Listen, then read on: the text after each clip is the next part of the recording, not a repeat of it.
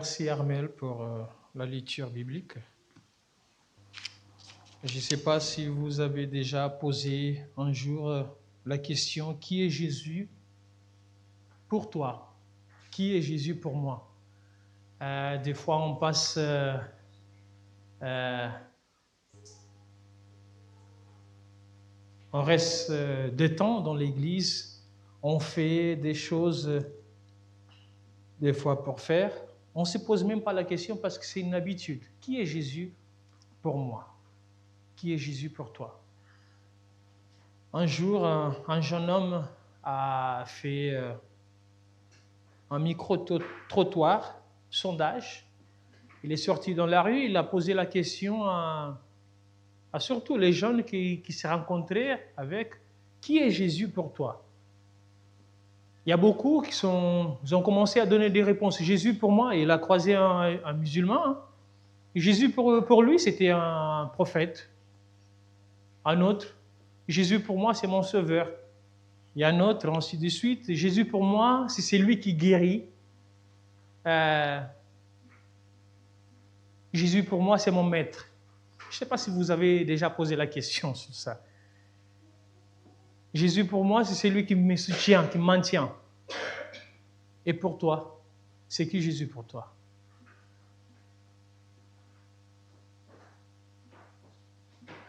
Dans la Bible, Jésus a posé aussi la question à ses disciples.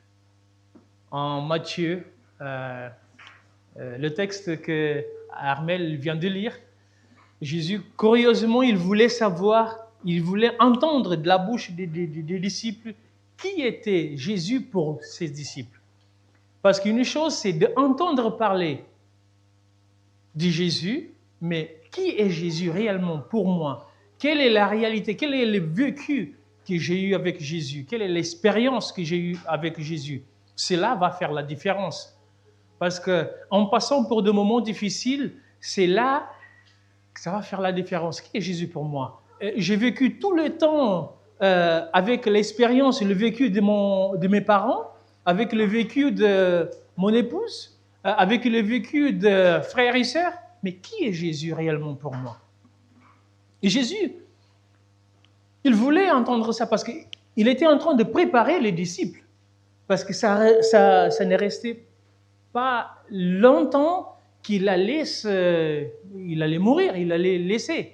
Mais les disciples, ils ne comprenaient pas. Même les pharisiens, les sadduciens, ils n'avaient pas la compréhension, réelle compréhension, qui était Jésus.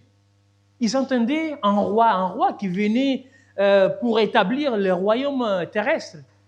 Mais Jésus ne cessait pas de dire: écoute, mon royaume, ce n'est pas de cette terre. Mon royaume, c'est un royaume célestial. Donc, ne s'attachez pas au royaume d'ici-bas. Mais les gens, ils ne croyaient pas. Et moi, Jésus, en posant la question à ses disciples, mais les uns disent que c'est Élie, les autres disent que c'est Jérémie. Mais Jésus, il va directement: mais pour vous, qui j'y suis? Alors, qui suis-je pour vous? Si vous rencontrez, si Jésus venait à notre époque, il vous posait la question: qui suis-je pour vous? Quelle était, ça sera votre réponse? Mais Jésus, toi, mais pourquoi tu me poses la question comme ça? Mais des fois, on a besoin de se rencontrer avec, rester en face avec cette question pour ne bousculer en fait, pour aller aux profondeurs. Des fois, je suis hein? Je ne m'approfondis pas réellement. Qui est Jésus? Ça me met à réfléchir. Qui est Jésus dans ma vie? Jésus, c'est celui qui va me donner, qui va me combler mes besoins. Jésus, c'est celui qui me guérit quand je suis malade. Jésus, c'est qui? C'est celui qui est mon port secure c'est mon secours. Quand je suis au point de m'affaiblir, c'est celui qui me tient. Qui est réellement Jésus? Vous savez, la Bible nous raconte plusieurs expériences que Jésus a entretenues avec les gens. Jésus, c'est quelqu'un de... Je ne cesse pas de dire, Jésus, c'est quelqu'un de passionnant. Quand Jésus, on voit, il balade à droite à gauche en train de chercher un cœur qu'il puisse remplir, combler. Il y a des fois que Jésus rencontre, il pose des questions. Il y a des fois aussi les gens qui viennent vers Jésus pour poser la question. Jeune homme riche, vous connaissez bien l'histoire. Vous savez, ouvrez vos Bibles en Matthieu 19, au chapitre 19. Chapitre 19, versets 16, 22.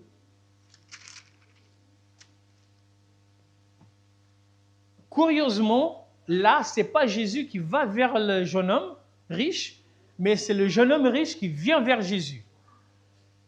Qu'est-ce que la première chose que le jeune homme, il dit? Alors, un homme vint lui demander, « Maître, qui dois-je faire de bon pour avoir la vie éternelle ?» Étrange, hein? Parce que là, on va voir le jeune homme riche, il est en train de faire un échange. Pour avoir la vie éternelle, il faut que je fasse un échange. Que dois-je faire pour avoir la vie éternelle? Est-ce que nous, on doit faire quelque chose pour mériter la vie éternelle? On doit faire quelque chose pour avoir la vie éternelle. Croire. Mais contrairement à ce que jeune homme riche, lui, c'est obéir, obéir, obéir, obéir. Est-ce que nous, tout ce qu'on obéit, ça va mériter à avoir la vie éternelle? C'est quoi qui nous rend la vie éternelle, qui nous donne la vie éternelle? C'est la grâce de Jésus, n'est-ce pas? C'est ce que Jésus a fait. Est-ce que moi, je suis capable d'accomplir tout? Parce que la Bible nous dit qu'à partir du moment, ça suffit que je me trompe dans un des commandements, je suis coupable de tout, n'est-ce pas? C'est Jésus qui nous rend vainqueurs. C'est Jésus qui nous donne la vie. Et le jeune homme riche, il était en train de dire, non mais, quand Jésus pose la question, est-ce que ça suffit? Bon, je vais lire le verset 17. Il lui répondit, « Pourquoi m'interroges-tu sur ce qui est bon?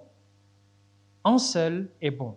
Si tu veux entrer dans la vie, observer les commandements. » Et jeune homme riche répond, « Mais quel commandement?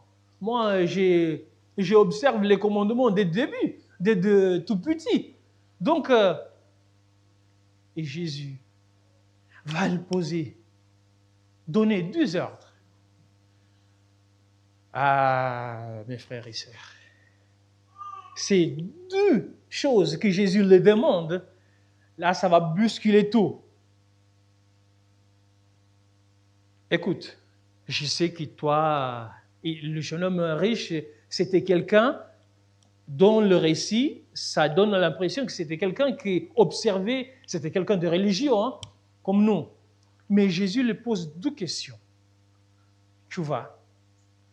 Tu vends tout ce qui t'a, tu viens, suis-moi.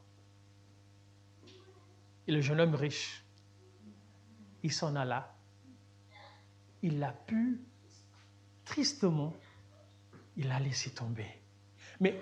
Et moi là, je me suis posé la question, mais qui est Jésus? Est-ce que le jeune homme riche, elle a posé la question, qui est Jésus pour lui? Il a réellement posé la question. Jésus, c'est celui qui me comble de richesse, c'est celui qui me fait la grâce, qui est Jésus réellement pour moi? Et le jeune homme riche, réellement, il ne connaissait pas Jésus.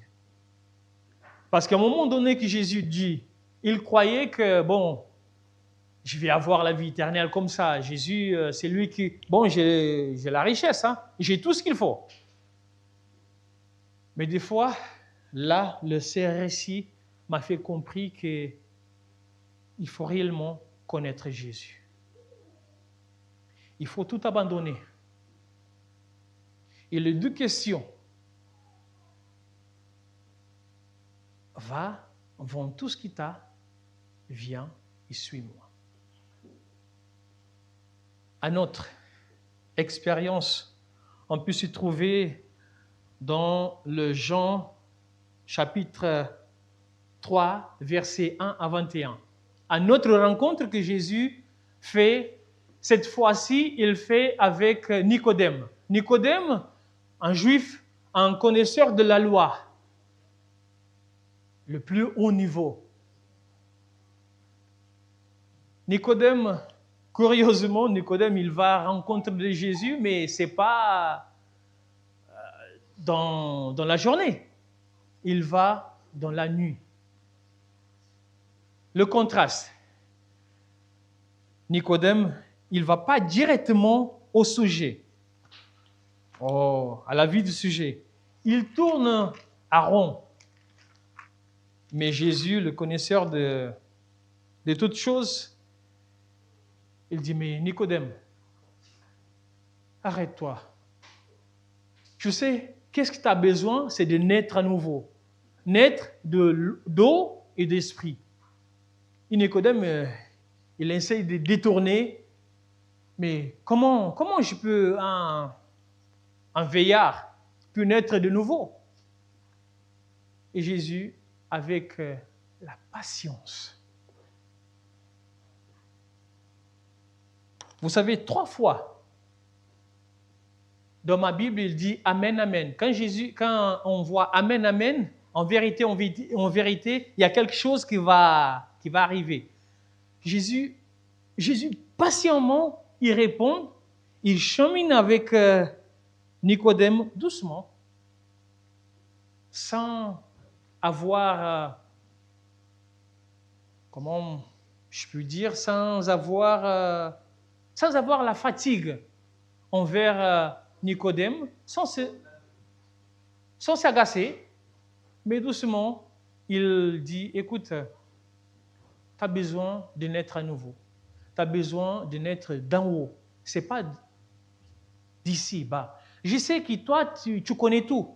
Et toi, la question que tu me poses, comment quelqu'un âgé ait pu rentrer dans la ventre de sa maman pour naître à nouveau, mais ça, c'est la question que les enfants ils vont poser. Mais ce n'est pas toi, tu connais tout.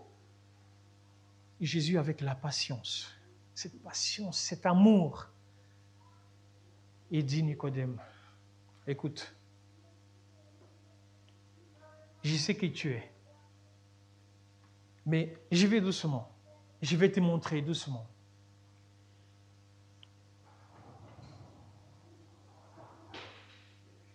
Et Nicodème, justement, après la mort de Jésus, on connaît le récit. Qu'est-ce que Nicodème a fait? Nicodème, il n'a pas eu une transformation directement là, le moment qu'il est parti voir Jésus. Mais après, il était l'un qui a aidé dans l'évangélisation pour partager la bonne nouvelle de Jésus. Vous savez, des fois, Jésus a besoin, nous avons besoin d'être confrontés avec quelqu'un qui nous pose la question. Je ne sais pas si on se croise avec quelqu'un qui nous pose la question. Pourquoi tu es adventiste? Ou pourquoi tu sers, tu adores le Seigneur. Des fois, il y a des questions tout simples qui nous mettent dans l'embarras. Et à partir du moment que nous entretenons pas cette relation avec Jésus, avec notre Seigneur, ça nous bloque. Je me suis posé la question plusieurs fois, mais pourquoi je ne vais pas en rencontre avec un athée? Vous savez pourquoi? Des fois, je ne connais pas réellement mon Jésus. Et je me suis rendu compte à partir du moment que je suis venu à faire la théologie. Il y a des questions qu'on se pose, on aborde des questions. Des fois, on n'a pas la réponse à tout. Mais nous, en tant que le vrai connaisseur de la Bible, on dit on a la réponse à tout. Mais ça suffit de rester. Vous savez, les sages, ils ne donnent pas la réponse à tout. Le silence aussi, c'est une réponse. Des fois, on n'a pas besoin de donner la réponse. Pourquoi nous servons Jésus? Vous savez, le monde a besoin, ça suffit, d'un simple témoignage. Comment tu traites ta famille? Comment tu traites tes enfants? Comment tu traites tes frères et sœurs? Comment tu te comportes au travail? Comment tu te comportes à la rue? Ça, déjà, ça suffit. Tu n'as pas besoin de dire 1000 mots d'une bonne oratoire. Ça suffit de vivre, d'avoir le style de vie qui dise réellement qui est Jésus. Et les gens vont nous poser la question, mais pourquoi tu es différent? Vous voyez, là ça change. Mais pourquoi quand j'ai fait des choses de mal, toi tu ne me réponds pas, tu ne me donnes pas la même mesure que j'ai mérité? Pourquoi Jésus a eu de compassion avec le jeune homme riche? Il a posé la question, deux questions. Il a dit, écoute, tu vas, tu vends tout ce que tu as, tu viens, suis-moi. Avec Nicodème, il a eu de compassion. Mais Nicodème, je sais de quoi tu as besoin. Tu as besoin de naître à nouveau. C'est d'où entretien que Jésus a fait, troisième, n'est-ce pas, commençons avec les disciples, mais il y a un autre entretien aussi que Jésus a fait, mais cet entretien, c'est extraordinaire. On voit que Jésus ne se limite pas à une personne. Il voit des hommes. Là, le jeune homme riche, on ne sait pas exactement quel âge il avait, mais la personne de Nicodème, pour avoir cette expérience, cet titre, elle devrait avoir une soixantaine, on va dire ça. Mais Jésus, il va vers les uns, les autres, vers le petit aussi. Mais cette fois, Jésus va rencontrer quelqu'un qui fait la différence totale.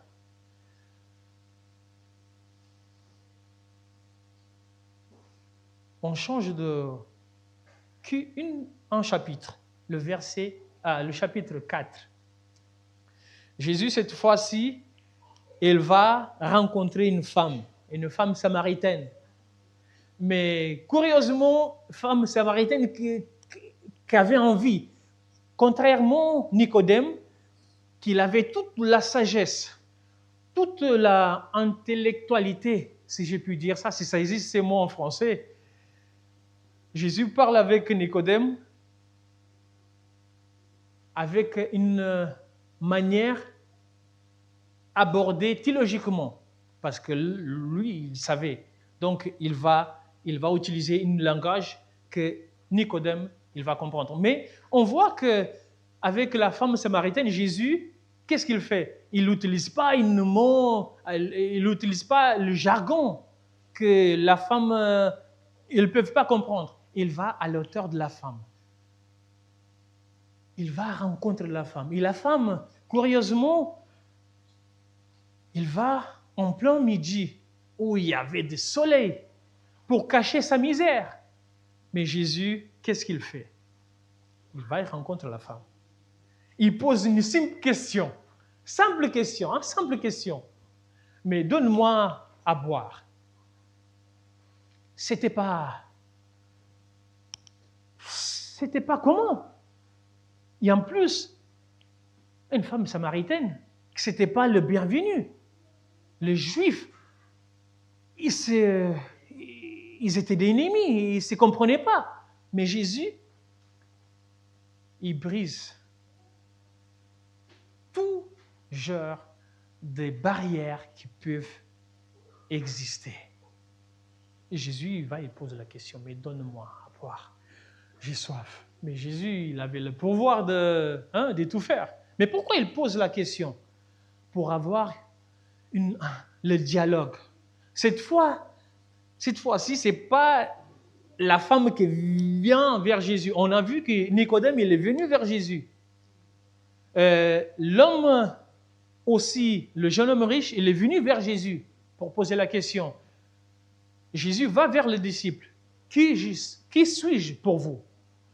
Et la femme, il va tranquillement, doucement, il commence à ouvrir le chemin pour le débat. Vous savez, si on veut évangéliser, si on veut gagner quelqu'un, ça suffit de donner un verre d'eau. C'est des choses simples. Au Cap-Vert, quand j'avais ma grand-mère, j'avais tout le temps le penser qu'il y avait, c'était écrit la maison Croix-Rouge sur le linteau de la porte. Parce qu'il y avait tout le monde qui allait là-bas, mais il y avait des maisons, mais il y avait des gens, les gens qui avaient des problèmes mentaux, et tout genre de gens. Ils allaient directement vers la porte. Mais donne-moi à boire, ils demandaient de manger. Donnez-moi quelque chose à manger parce que j'ai faim. La vie, il nous enseigne beaucoup de choses. Et là, juste à présent, je me rappelle, je me souviens d'un conseil que ma grand-mère m'a donné. Et il me disait ça, Mario, quand tu as envie de faire quelque chose, quand quelqu'un te demande quelque chose, fais-le. Parce que moi, je ne sais pas, mes enfants, ils peuvent partir à l'étranger, n'importe quel endroit. Je ne sais pas qu'est-ce que ça puisse arriver demain. Aujourd'hui, moi, je suis en train de faire ces choses-là. Mais demain, peut-être c'est vous qui allez en besoin. Ma grand-mère, elle n'était pas adventiste. Mais je n'ai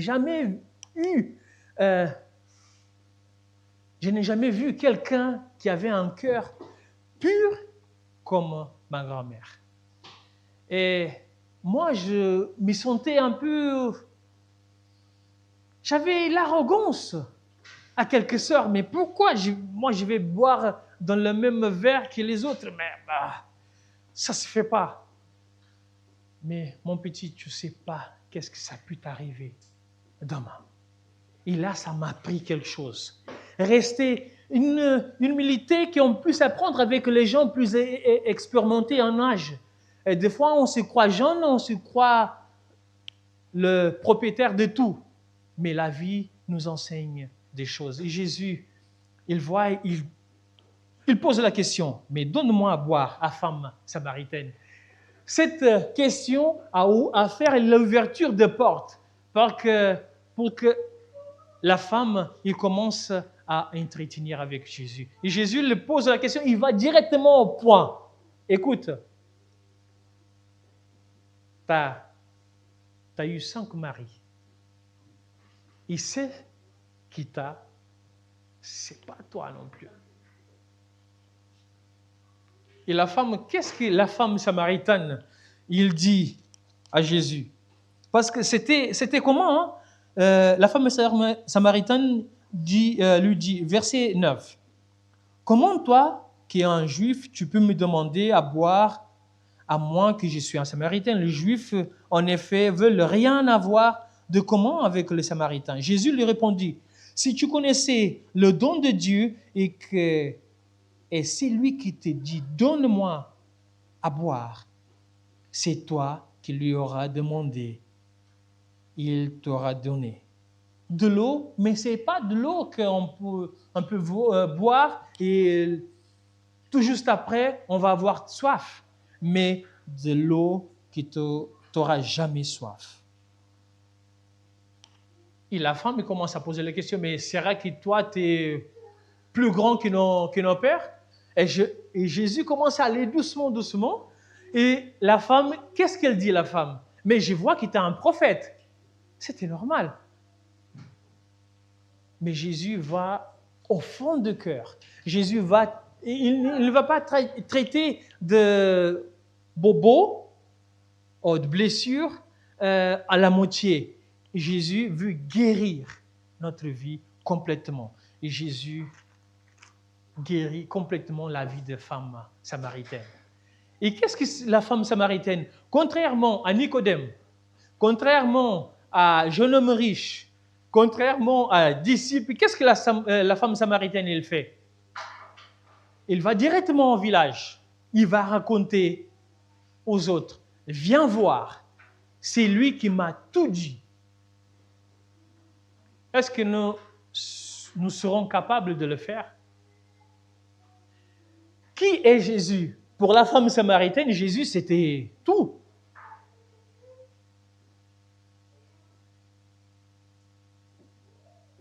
Qui est Jésus réellement pour moi? Qui est Jésus réellement pour toi?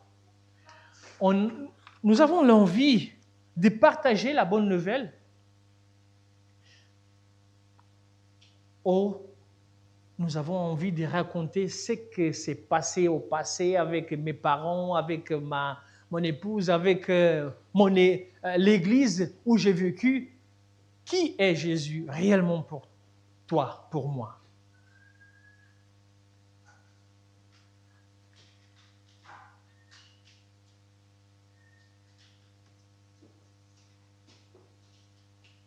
Si nous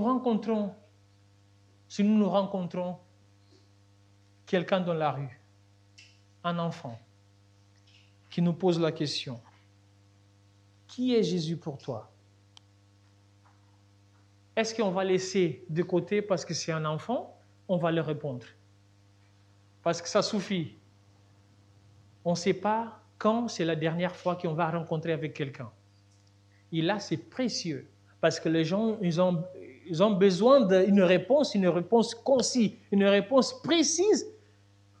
Mais des fois, pas la réponse à tout. Ce qu'on ne sait pas, on ne va pas répondre. Nous n'allons pas donner ce qu'on n'a pas.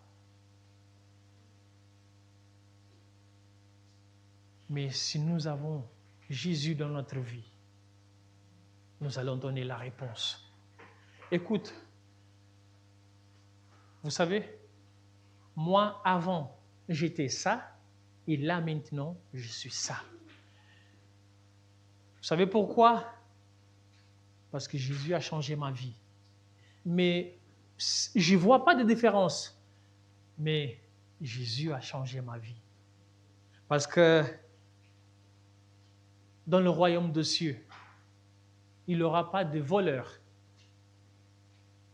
Il n'y aura pas de femmes de mauvaise réputation.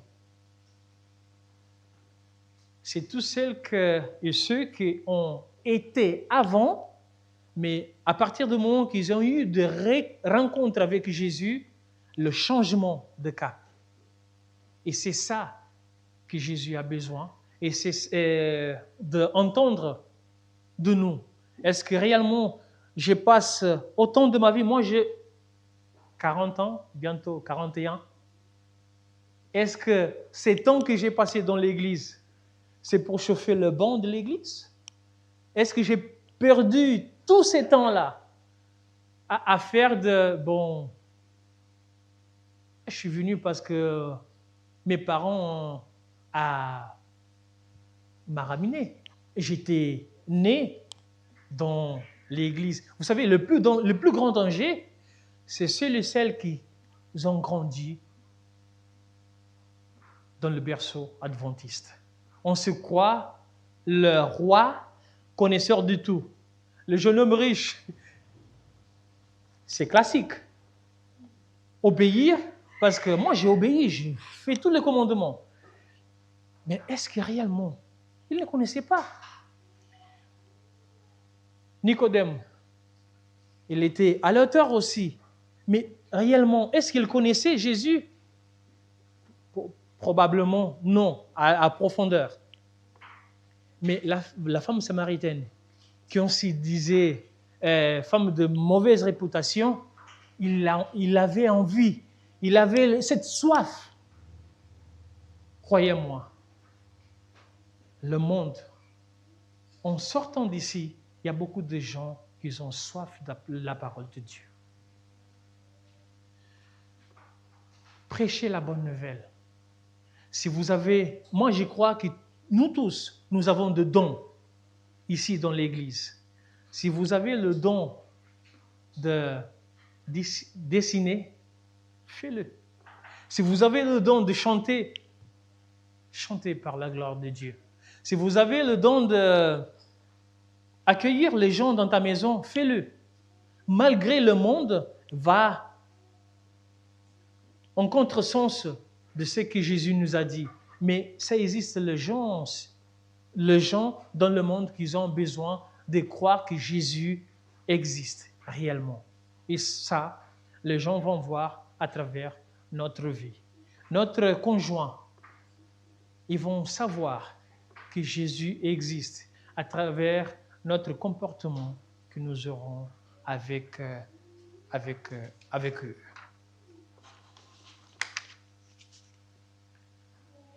Je me pose une dernière question avant que Jonathan et Evodie viennent chanter. Qui est Jésus réellement pour moi? Je ne cesse pas de poser la question. Qui est Jésus réellement pour moi? J'ai eu des rencontres réellement avec Jésus. Ça peut passer tout au long de notre vie. Mais à un moment donné, nous serons confrontés avec une question. Qui est Jésus réellement pour moi?